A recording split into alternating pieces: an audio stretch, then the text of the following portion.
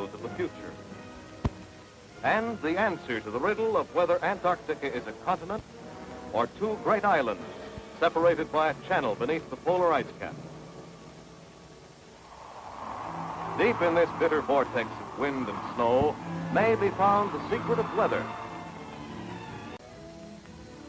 Like Byrd, who in 1935 lived a dangerous solitary life completely isolated near the South Pole for 4.5 months.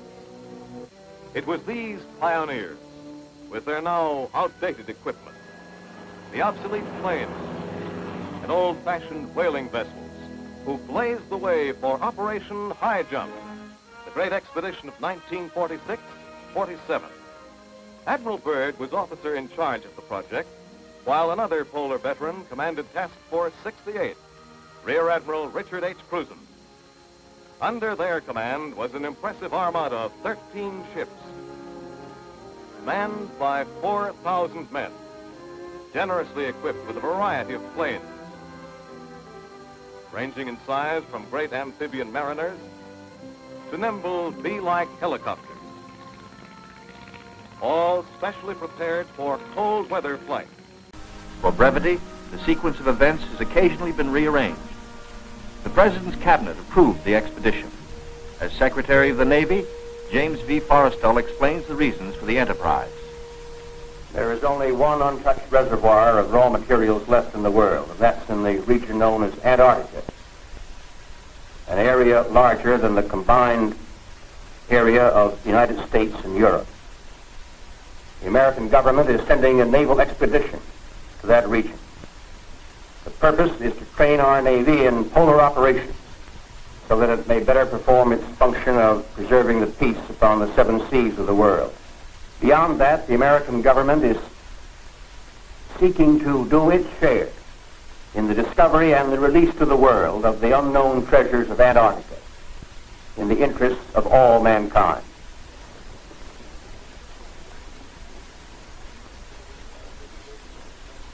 Comes up to this, gentlemen. The Secretary has approved our plans, confirming you, Admiral Byrd, as the officer in charge of the expedition, and you, Admiral Cruzen, as the task force commander. And we get everything we need. That makes Operation HIGHJUMP the greatest polar expedition in history. Admiral, time is going to be our greatest handicap. By the time we get through this very difficult ice pack, the summer will have ended and the fall will have set in. Never before has anyone attempted to take a fleet of thin-skinned steel ships through 300 miles or more of crushing ice pack. I have great faith in your skill, courage, and determination. And now, gentlemen, Admiral Nimitz reviews the operations plan. The expedition will comprise 3 groups: a central land plane group to explore the interior from Little America, and 2 seaplane groups, the eastern to map that half of the continental shoreline, and the western to map the opposite coast of Antarctica. 1,500 miles west of Little America, the Currituck and her western group are off the Shackleton ice shelf, circling the Sunset Coast. The western group commander, Captain Bond, gives pilots and plane crews a last briefing on Antarctic dangers and the technique of survival if forced down. The flight about to start is the longest and most important so far for the western group. Before takeoff, survival gear is checked, gear to keep 9 men alive for 100 days: food, drugs, sleds, sleeping bags. On the water, the great PBM makes her takeoff run. Her jet assist bottles blast. She lifts quickly into the air and circles the Currituck once. Jet assist bottles, their work done, are dropped and make a salvo splash. The pilot, Commander David E. Bunger, wipes his frosted windshield, a constant source of trouble in polar flying. He is over the Shackleton ice shelf, named for the great English explorer who kept returning to the Antarctic until death, so often escaped, kept its rendezvous with him. The smooth shelf roughens. Dark rocks, called nunataks, appear above the ice. Then rugged mountain ranges as far as the eye can see. Bunger leans forward in amazement. His eyes have caught a sudden and unbelievable change in scenery. The universal white is turned to chocolate brown, dotted with blue. A cameraman goes into action.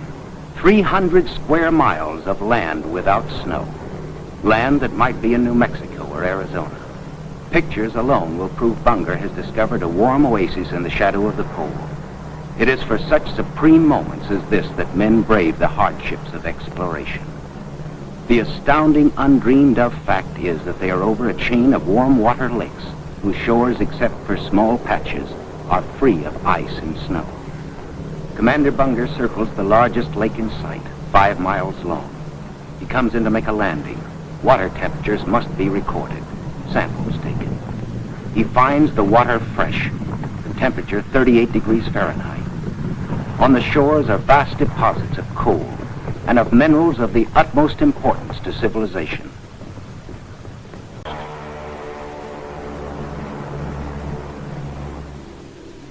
Byrd's plains deep into the unknown are the eyes of civilization, recording, evaluating, mapping. Plateaus, mountain ranges with peaks 20,000 feet above sea level. The trimetrigon lenses, clicking overlapping exposures every 3 seconds, photograph from horizon to horizon. Coal, a mountain of coal. Byrd later declares Antarctic mines, if once tapped, could supply the world's coal needs for centuries. These official motion pictures can give only a cross-section of the miles of photographic records accumulated on this expedition by the Navy. The exposed mapping film will take 5 years to assemble. Amplifying these are the radar magnetic detectors, accurately recording mineral discoveries of immense value for the future use of all mankind. England, Norway, South Africa, Australia, New Zealand, South American countries, and Soviet Russia are claiming Antarctic territory. The United States recognizes no claim, and so far has made no formal claims for itself. But international policies cannot concern the Admiral now. His duty is to keep his flying laboratories functioning, to fulfill his dream of a lifetime. Byrd is among the last aboard. He can now report to Admiral Nimitz, Operation High Jump completed. Our men have achieved accomplishments unparalleled in the history of discovery. Our central group has flown far beyond the South Pole, mapped 1/3 million square miles never before seen by man. Our eastern group mapped 3,000 miles of phantom coast and charted 40,000 square miles of coastal ocean areas hitherto unknown. Our western group, flying hundreds of air hours, mapped the 4,000-mile sunset coast, made the amazing discovery of warm land in Antarctica. In all, the expedition explored more than 1.5 million square miles. Our scientists, by use of the radar magnetic detector, have pinpointed fabulous treasures and resources of great significance for all mankind. The men who did the job, Navy, Army, Air Corps, Marine Corps, Coast Guard, and scientists, are going tired men. The rear guard of Admiral Byrd's intrepid 4,000, veterans of the Antarctic, trained to combat the sub-zero enemy of the polar continent. They're going home. Not only had they mapped vast areas hitherto unseen by man, they had more clearly defined the coastline of Antarctica, discovered a new peak, Mount X-Ray, located a great new range of mountains 150 miles from the South Pole, discovered Land O'Lakes, a fantastic snow-free oasis in the ice desert. Начало 1947 года. Очередная экспедиция легендарного американского полярника Ричарда Бyrда подошла к берегам Антарктиды. Очень странная экспедиция. В отличие от первых 3, она полностью финансируется военно-морскими силами США и имеет военное название «Операция HIGHJUMP» – «Высокий прыжок». В подчинении адмирала Бyrда мощная военно-морская группировка, авианосец, 12 надводных кораблей, подводная лодка, более 2 десятков самолетов и вертолетов, около 5000 человек персонала.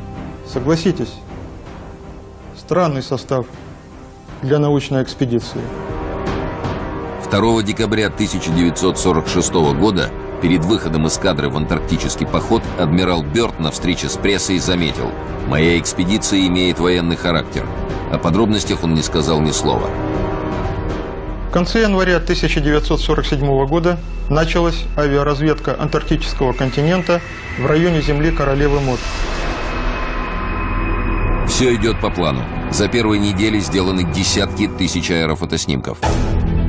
И вдруг происходит нечто загадочное. Экспедиция, рассчитанная на полгода, уже через 2 месяца спешно сворачивается и покидает берега Антарктиды. Это настоящее бегство. Потерян эсминец, почти половина палубной авиации, десятки матросов и офицеров. Членам чрезвычайной следственной комиссии Конгресса США адмирал Бyrd заявил буквально следующее: в случае новой войны Америка может подвергнуться атаке врага, обладающего способностью летать с одного полюса на другой с невероятной скоростью. And let's not forget James Forrestal, who was there at Operation HIGHJUMP, but he was also there on a number of other trips that were made to both the North and the South Pole, I believe. He saw everything, and he wanted disclosure. He thought that this was outrageous, that they weren't able to tell the public what was going on. And it says in 1949, Secretary of Defense James Forrestal was sent to stay at Bethesda Naval Hospital, where he began to discuss Operation HIGHJUMP with the hospital staff, including UFOs and a subterranean Nazi city. He was then denied visitors, including his wife, and shortly afterwards, quote, fell out of his hospital window to his death.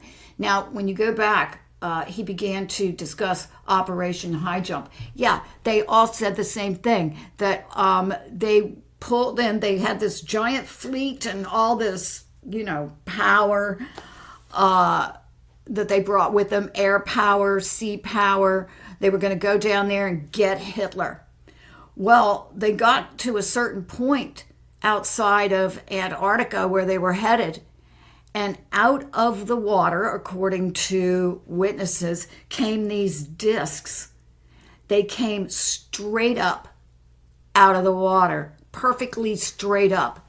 And then they fell back down into the water.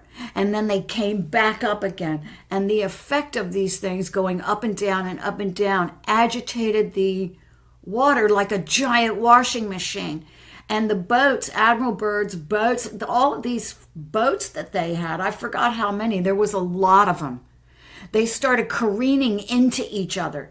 And then these orbs came overhead and started shooting these rays. And they were completely, all they could do was turn around and run. And so they headed to South America, I guess, to stop and get help. And Admiral Byrd did an interview with a newspaper, a Brazilian newspaper, I believe, where he said, if we were to fight the war today, we'd lose. Flat out. They keep saying he didn't say it. Yeah, he did. And it's a matter of record. And of course, he died a mysterious death, and his son died a mysterious death. His son was there as well. And remember, Admiral Byrd went to the North Pole and the South Pole. And according to many people that I've listened to now, there is openings at both ends.